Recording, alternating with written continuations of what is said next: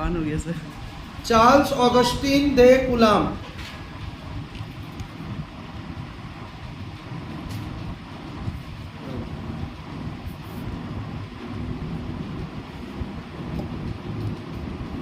Clear? It was given by Charles Augustine दे कुलाम। अब Coulomb's law को दिया था चार्ल्स ऑगस्टीन दे कुलाम ने। हम लोग जब इलेक्ट्रिसिटी के लिए पढ़ते हैं तो मैं पहले ही बताया हूं, इलेक्ट्रिसिटी में जो फोर्स लगता है वो सिर्फ कौन सा फोर्स लगता है? अट्रैक्शन। अगर हम कुलाम्स लॉ पढ़ रहे हैं, कुलाम्स लॉ, तो कुलाम्स लॉ अगर हम इलेक्ट्रिसिटी के लिए पढ़े हुए हैं तो क्या पढ़े हुए हैं हम लोग? दो चार्ज ले लेते हैं, पहला चार्ज Q1, दूसरा चार्ज Q2, और दोनों के बीच का डिस्टेंस को कितना ले लेते हैं? R ले लेते हैं। तब दोनों के बीच में लगने वाला जो फोर्स ऑफ अट्रैक्शन है, दोनों के बीच में जो लगने वाला फोर्स ऑफ अट्रैक्शन है वो डिपेंड करता है, किस पर डिपेंड करता है? Magnitude of charges. किस पर डिपेंड करता है? Magnitude of charges. और किस पर डिपेंड करता है? इनवर्सली प्रोपोर्शनल होता है किसके? Square of the distance between them. मतलब जैसे जैसे डिस्टेंस बढ़ाते हैं फोर्स की वैल्यू क्या होने लग जाती है?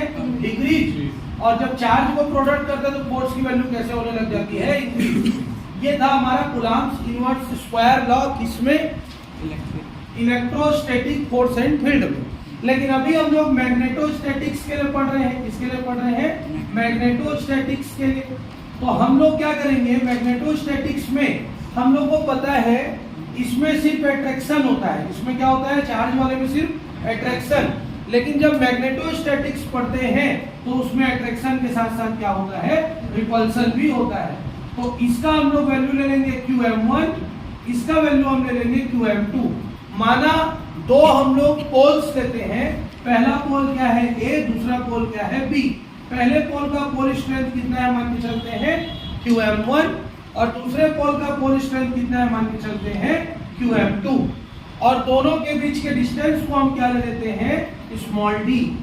इसमें स्मॉल r लिए थे, इसमें डिस्टेंस को क्या ले लेते हैं? Small d। क्लियर है? मैग्नेट और इलेक्ट्रिसिटी में दो चीज का अंतर होता है। एक तो रियल अंतर है। रियल अंतर क्या है? केवल इसमें अट्रैक्शन होता है, लेकिन इसमें अट्रैक्शन के साथ साथ क्या होता है? रिपल्सन। क्योंकि मैग्नेट अट्रैक्शन और रिपल्सन दोनों को शो करता है। लेकिन जब हम लोग डिस्टेंस लेते हैं तो इलेक्ट्रिसिटी में किससे लेते हैं? R से। इसमें किससे लेंगे? D से। बस यही अंतर है और कोई अंतर नहीं। ये फालतू अंतर है D और R वाला।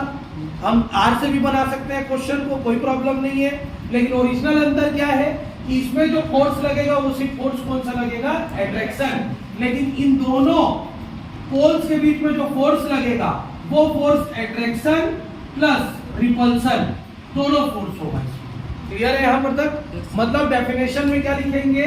The force of attraction and repulsion between two poles. The force of attraction and repulsion between two poles is directly proportional to magnitude of pole strength। magnitude of pole strength same है वही। इसमें क्या होता है? Charge के directly proportional होता है, इसमें पोल स्ट्रेंथ के डायरेक्टली प्रोपोर्शनल होगा। और similarly force is inversely proportional to the square of the distance between them. और दोनों के बीच के डिस्टेंस के स्क्वायर के क्या होगा? इनवर्सली। ऐसा क्यों होता है? क्योंकि पास में है अट्रैक्शन ज्यादा होगा, दूर में रहेगा अट्रैक्शन क्या होगा? कम होगा। क्लियर है? पास में है रिपल्सन कम होगा, दूर में है रिपल्सन क्या हो जाएगा?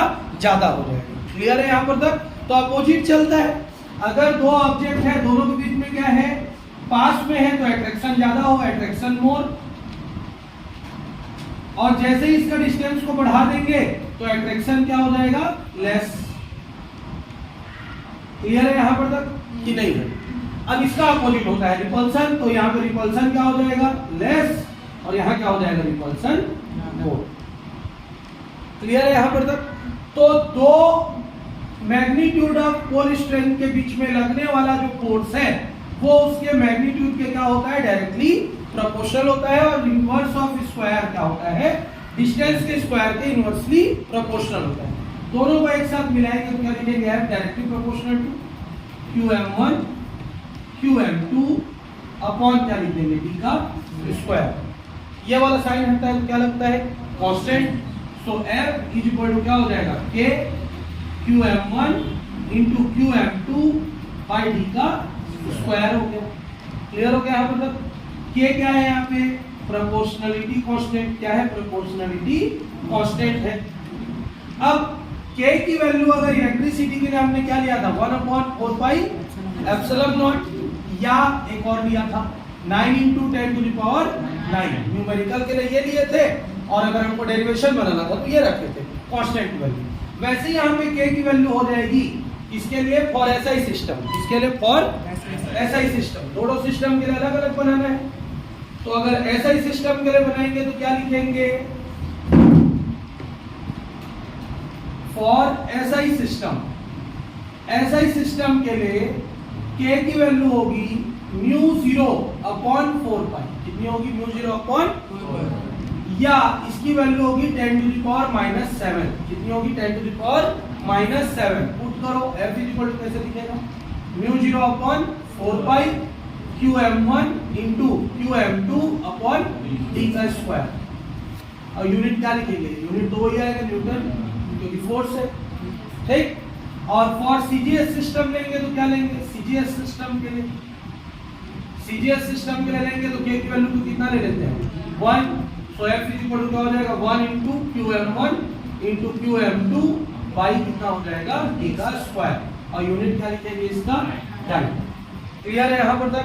तो सबसे पहले कूलॉम्स लॉ पूरा सेम टू सेम है, दोनों में कोई अंतर नहीं है। कैसे अंतर नहीं है? उसमें दो चार्ज लेते हैं, इसमें दो हम लोग क्या ले लिए? पोल्स। दो क्या ले लिए? Poles.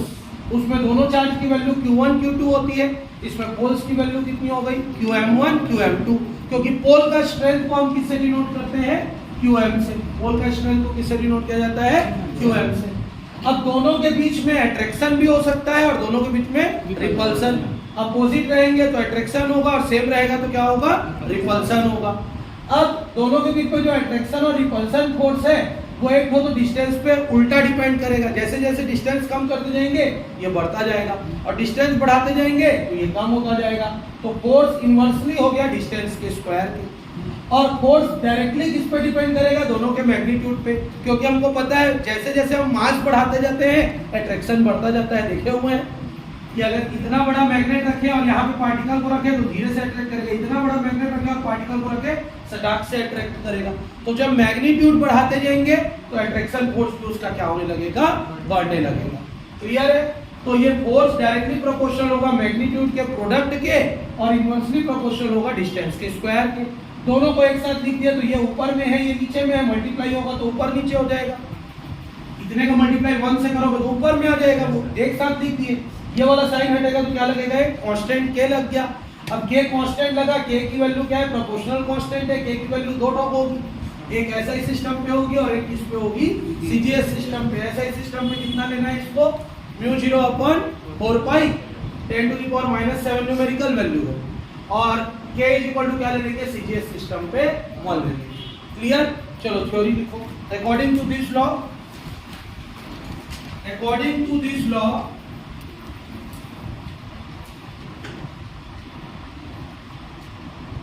force of attraction or repulsion between force of attraction or repulsion between force of attraction or repulsion between two poles is directly proportional to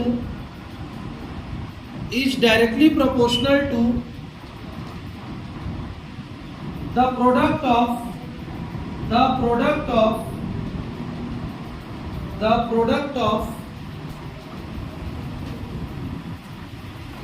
magnitude of the pole strength, magnitude of the pole strength, magnitude of the pole strength, magnitude of the pole strength and inversely proportional